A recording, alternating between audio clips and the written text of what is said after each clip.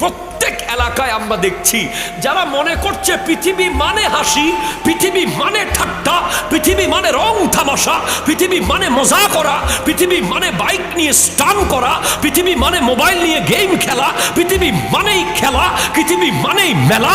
না না না না না, পৃথিবী হচ্ছে পরীক্ষা কেন্দ্র, আর কবর হাসর হচ্ছে ফলাফল বুক করার জায়গা। ঠিক কিনা কথা জোরে বলেন। আপনি জাস্ট ঠিক আজকে থেকে বরাবর 100 বছর, অনলি 100 লাগবে না, আপনি 60 বছর হিসেব করেন। 60 বছর পরে এখানে আমরা সবাই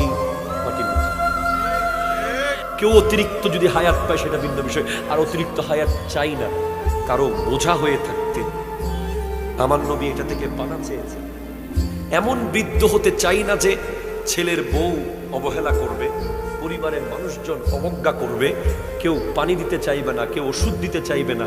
নিজের পায়ে হেঁটে যতদিন মসজিদে আসতে পারবো ততদিন হায়াত চাই, এরপরে আর হায়াত দরকার নাই, কারণ কারো বোঝা হয়ে থাকার দরকার নাই। ঠিক কিনা জোরে কথা বল।